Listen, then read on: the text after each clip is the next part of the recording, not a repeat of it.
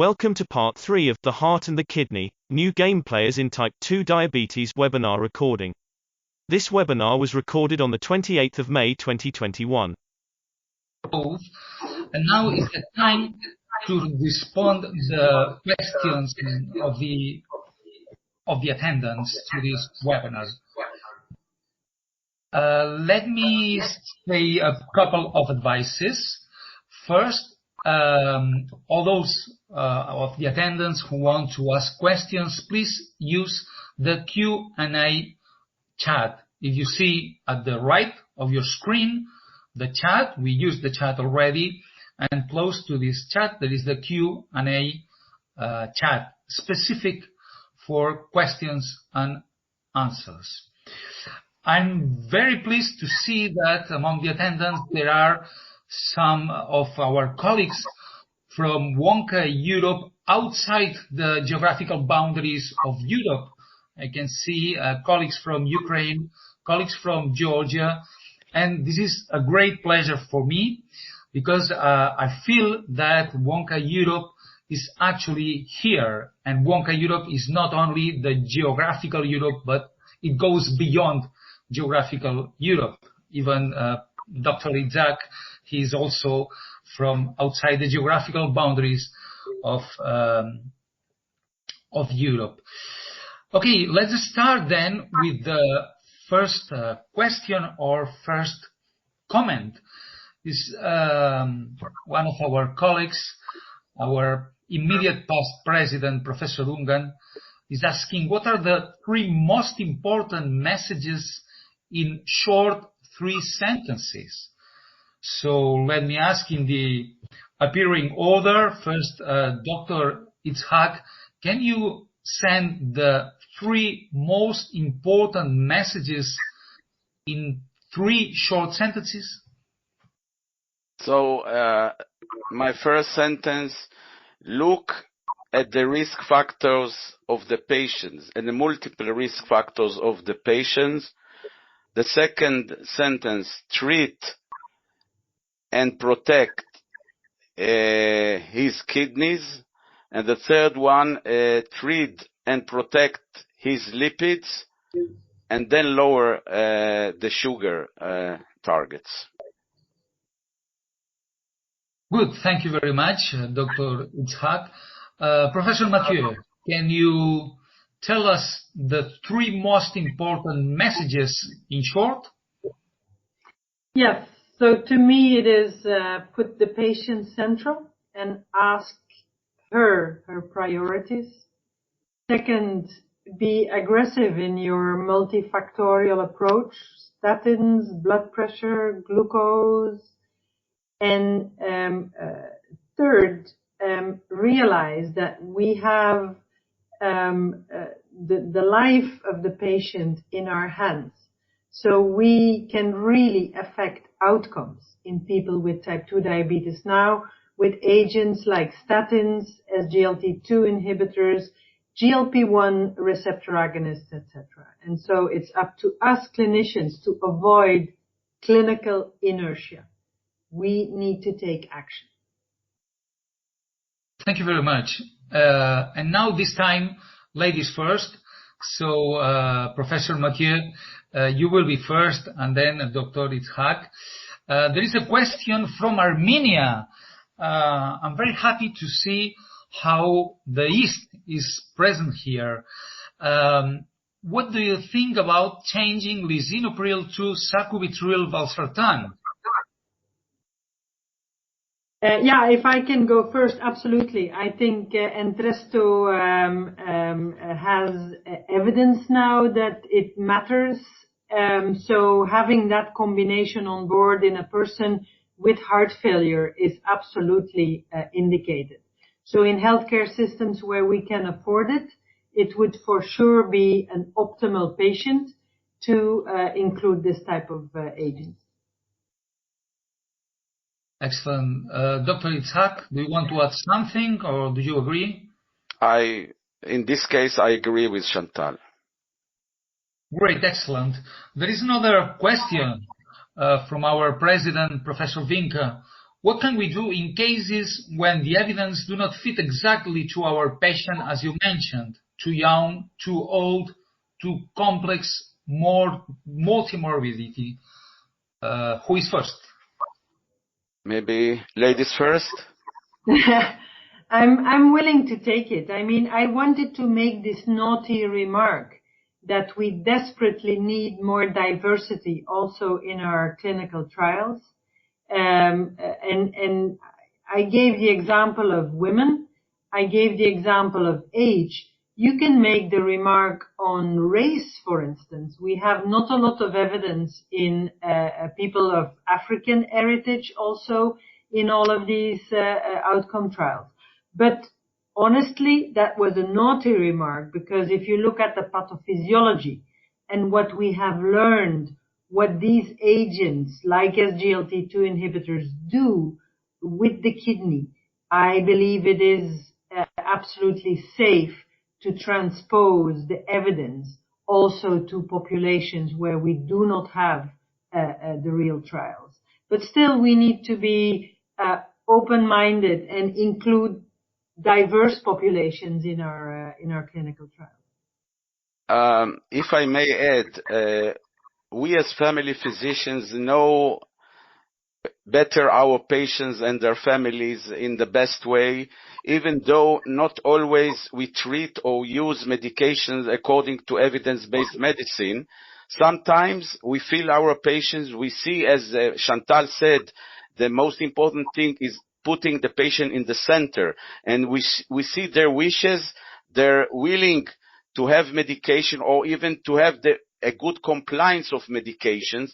So we need to hear them and to use our good clinical experience as physicians to decide what is better for them or not. Of course, we always base on evidence-based medicine and trials, but I must stress the point that real life is not the RCTs, and Chantal will agree with me. We see in real life other results sometimes than in the randomized controlled trials, and that's the point that we have to take in consideration. Yeah, and I'm a big fan of combining randomized controlled trial evidence and real-world evidence. As my friend, primary care physician Kamlesh Kunti from Leicester always says, randomized controlled trials show efficacy, the real-world evidence shows effectiveness.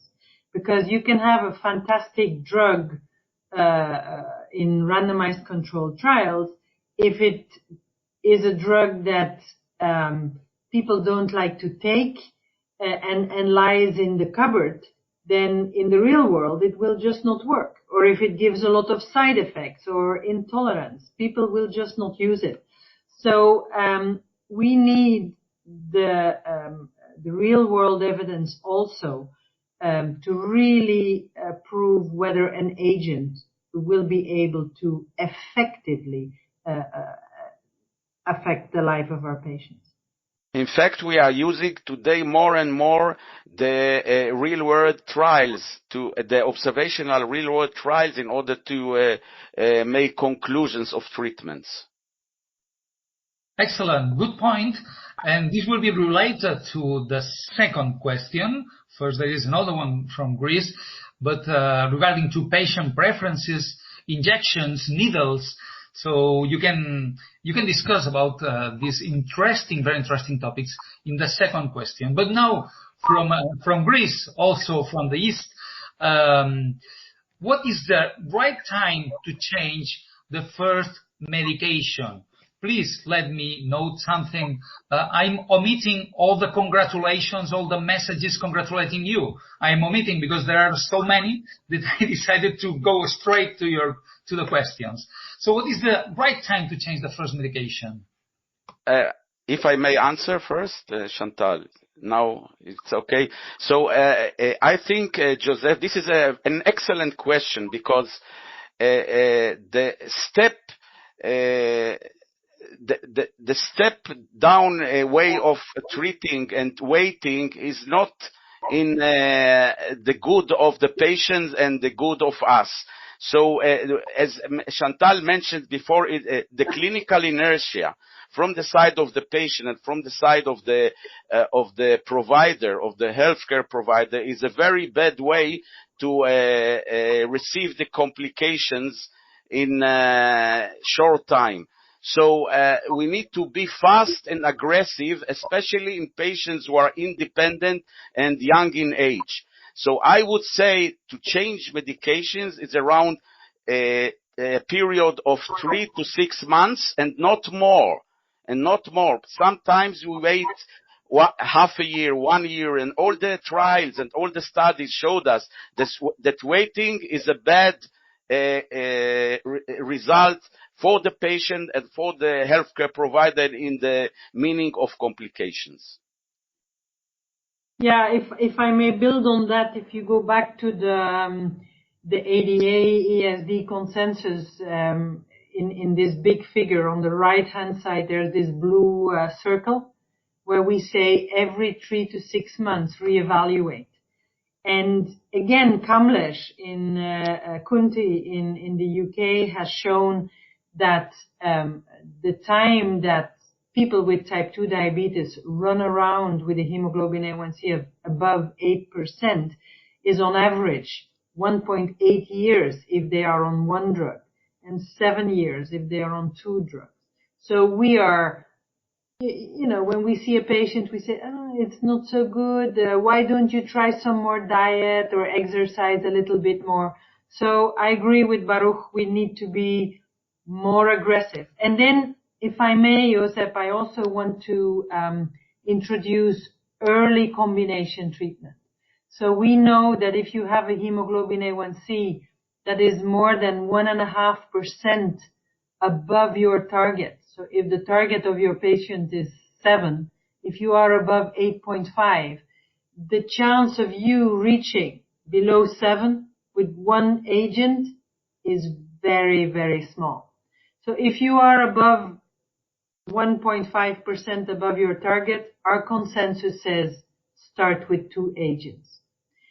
Now, we even have evidence now from the combination of metformin and a DPP-4 inhibitor, vildagliptin, that if you start early a combination therapy, you can even alter the course of the disease.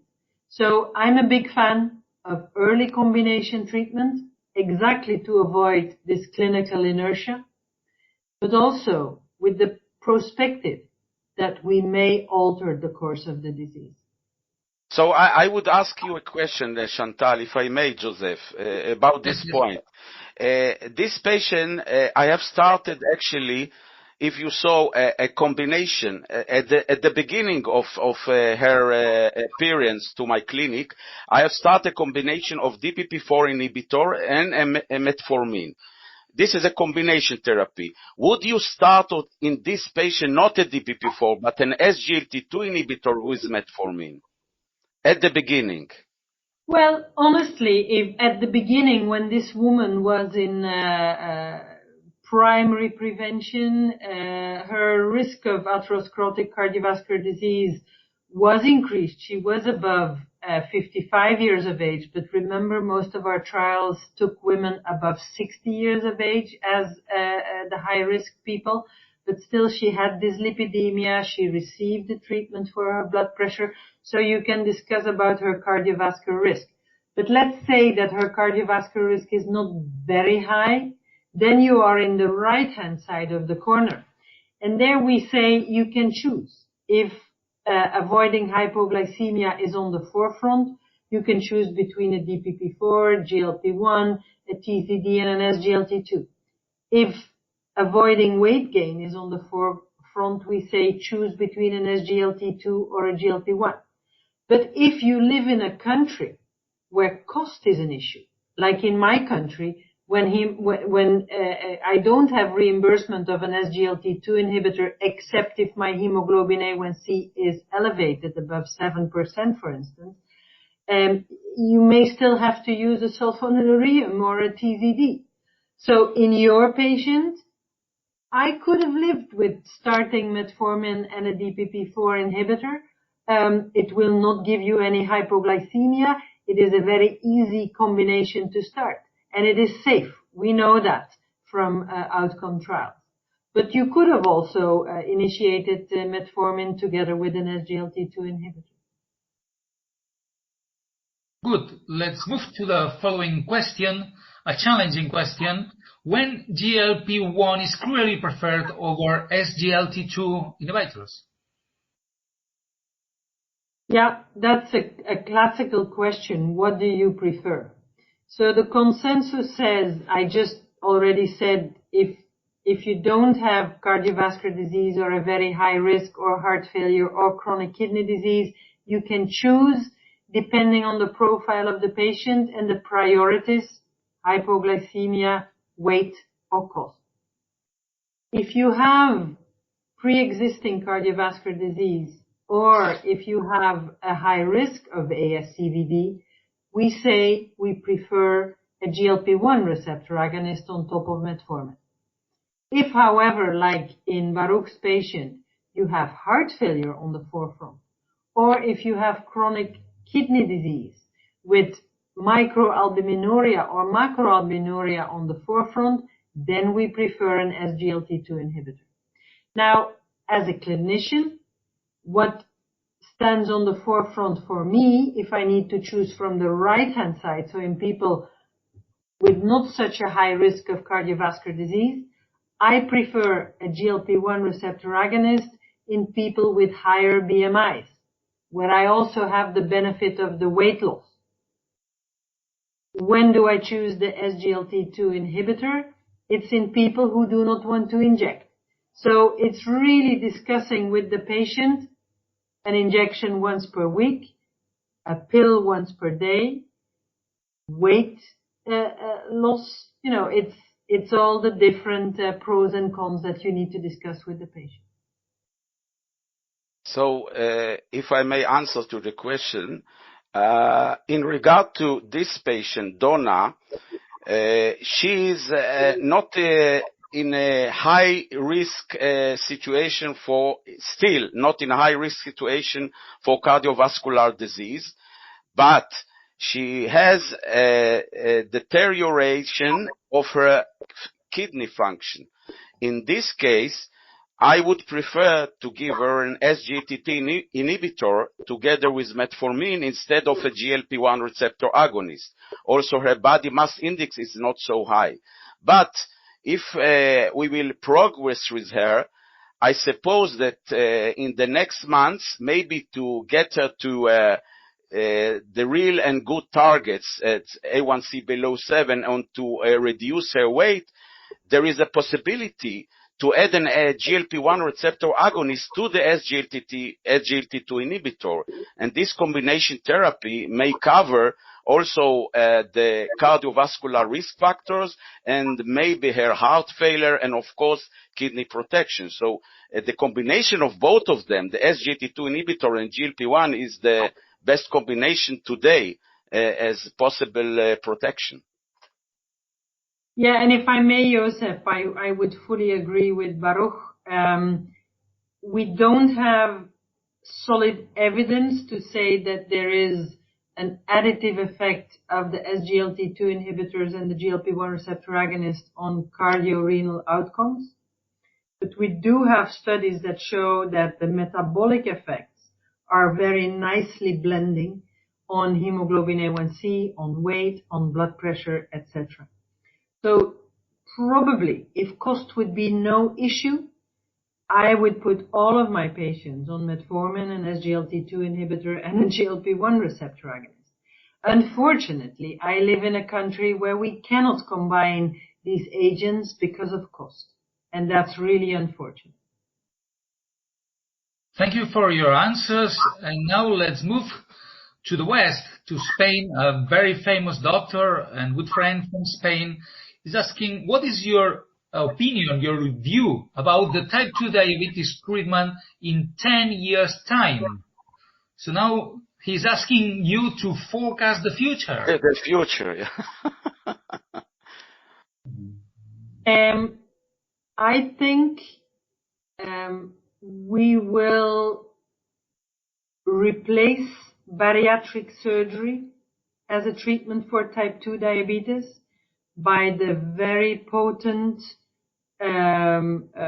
GLP-1 receptor agonists, high dose, and especially also the combination products with GLP-1 receptor agonists, GIP, products like tirzepatide, but also high dose semaglutide, high dose dulaglutide.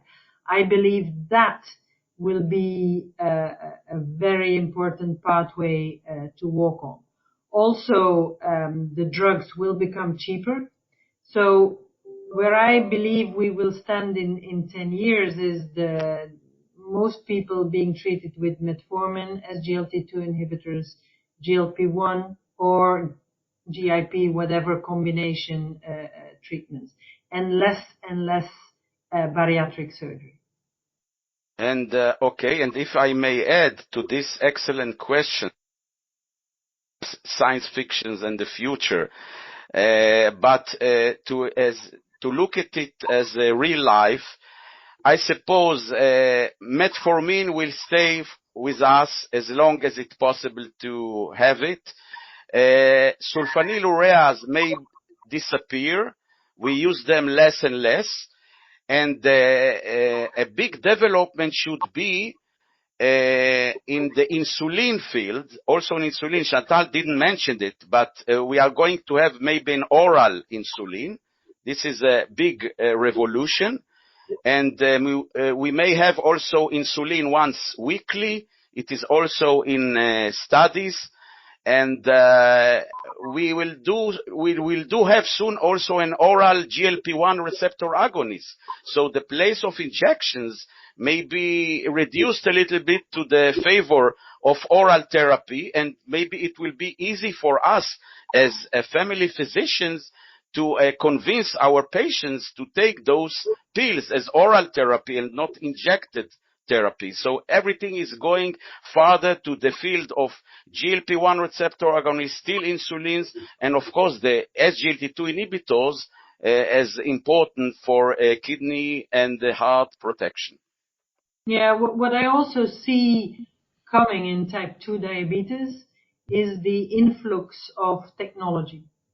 So technology with apps that will help people adhere to exercise, to diet, but also like we have the step counters on our watch, we will have more and more also glucose sensors getting introduced into people with type 2 diabetes. So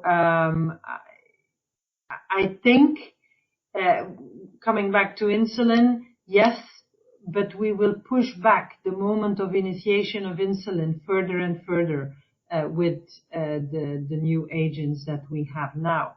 And then if I may look into my glass bowl and make a last prediction, I think we will make the cardiologists and the nephrologists without a job. Good. So this is the future. Let's see. The only thing I want all we to be there after 10 years, to be still in this world and to still be participating in the future. At this point, let me announce that there will be 2 more webinars related to heart failure and related to renal disease in the near future here in Wonka, Europe, in patients with and without diabetes. And one of the speakers, a famous doctor from the Czech Republic, is sending a question to you, a challenging question. Can SGLT2 inhibitors even improve renal markers or just slow down the process?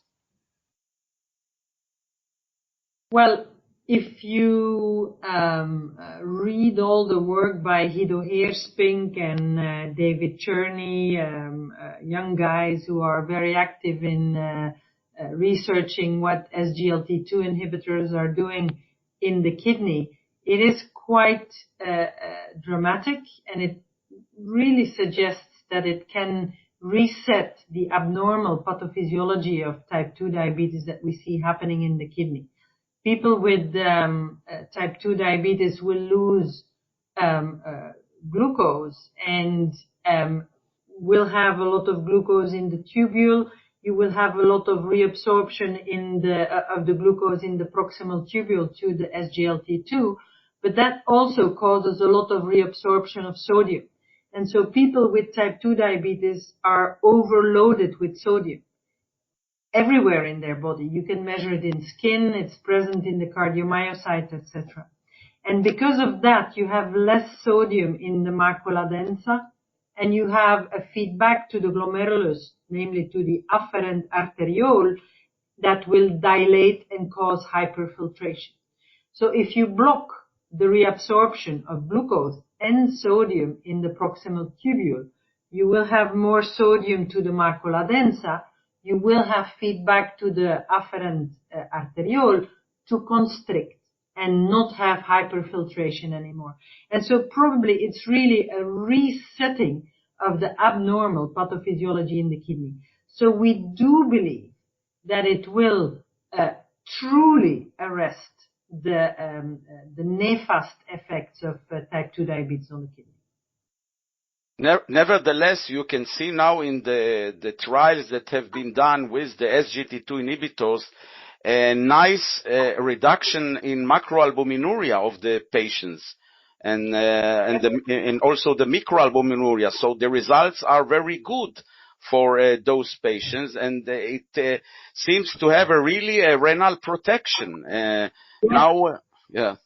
Yes. Yes, and it has because of decreased hyperfiltration. Yes. And also you and me, if we don't have type 2 diabetes, it will still reduce this reabsorption of sodium. And so it will also in us give this tubuloglomerular feedback. And even in us, it will protect our glomeruli against hyperfiltration. But also, for instance, it will reduce the workload of the tubular cells because they don't have to take up glucose anymore. And that's an active energy consuming phenomenon. So you have less oxidative stress in the tubular cells. So it's really altering the abnormal physiology in the kidney. I would like also to point a comment about this, Joseph. Sometimes myself as a family physician, I don't pay much attention for the GFR of the patient or for the kidney functions because during my work I'm concentrated on the glucose lowering. But now is the time, after be convinced that the renal disease is so important in diabetes patients, we need to make more focus on the renal functions and deterioration of renal function in those patients who may very benefit from SGLT2 inhibitors. And to take in consideration, because afterwards we have to deal with medications in a low GFR, and it's a problem for us. Not all the medications could be given in lower GFR. Great. Can I just build on that? Because I see one of my compatriots, Dr. Riolo, is also asking a question whether he should stop the SGLT2 inhibitor when the eGFR declines. The problem with the labels of the SGLT2 inhibitors is that they were given originally when we considered the SGLT2 inhibitors just glucose-lowering agents. And the glucose-lowering potential indeed decreases once your eGFR is below 60 and becomes very small, below 45 milliliters per minute.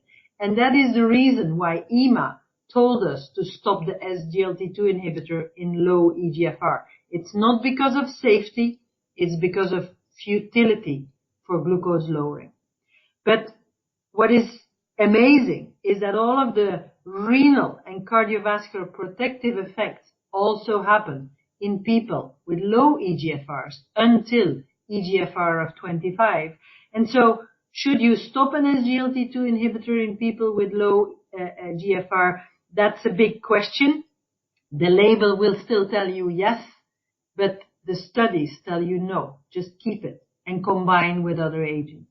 So in this patient, would you continue the Vilaseca because the GFR is 47? Yes, Okay. I would. And I mentioned. I would add, if I had the money, a GLP-1 receptor agonist. But please, I mentioned also a point to your consideration. This patient is already on 2 grams of metformin and a GFR of 47. What do you think about it? Yes, and so for metformin, it's a completely different discussion. And there you do need to lower the dose of metformin because of safety. Because that is the patients where we do see the lactic acidosis, namely when they have low eGFR. So once you go below 60, you need to reduce to 1.5 gram of metformin. Once you go below 45, you need to go to 1 gram, and below 30, you need to stop. Thank you. Good, interesting reflections about metformin. But we are. Let me ask a question regarding to this point. We are not monitoring continuously the renal function of our patients, and patients treated with metformin and getting older and older. So it is likely that their renal function is going to worsen over time. So it is likely that many of our patients, especially our elderly patients, are treated with metformin, even when this metformin is contraindicated. What do you think? May this happen in real world? What would you do? What is your recommendation on that? On the measuring of eGFR? No. I mean, yes, for example, this would be an option to measure more frequently GFR. But what about our elderly patient in which we do not monitor regularly GFR? Joseph, I would be more conservative of those patients, and I would use, because in our computed files, we can see the estimated GFR automatically. But if you don't have computed files, then you can rely on the creatinine levels or in the blood tests, and then decide if there is an increase of those elderly patients have problems with creatinine and urea. So I would be more conservative. I would leave them, for example, with 1 metformin of 1,000 grams, or we have in our country we have metformin of 850 milligrams. So just to leave them at 1 metformin, it's enough. Sometimes it is doing the work. Yes, yeah, but so honestly, in a person, especially a frail elderly person on metformin, you need to monitor the renal function. And you will overestimate eGFR if you just look at the creatinine level. You need to calculate the eGFR taking into account the age and the weight of the person, because otherwise you will overestimate. And honestly, who are the patients who come into emergency room with lactate acidosis? It is the elderly with an impaired renal function. Okay, thank you very much. Thank you very much for your answers. I must tell you that you received a lot of congratulations from the audience. Thank you, Professor Mathieu. Thank you, Dr. Baruch Itzhak. Thank you. And thank you especially to all the audience. Thank you for your interesting questions. Thank you for being here. And remember, 2 more webinars are coming regarding to heart disease and renal disease. I'm very happy that all Europe, all Wonka Europe is represented here. People from the East, people from the West. This is the richest of our organization, and this is why Wonka Europe exists. Thank you very much for your attention, and see you soon in the following webinar. Thank you. Thank you. Thank you. Good evening. Bye. Bye. Thank you very much. Thank you.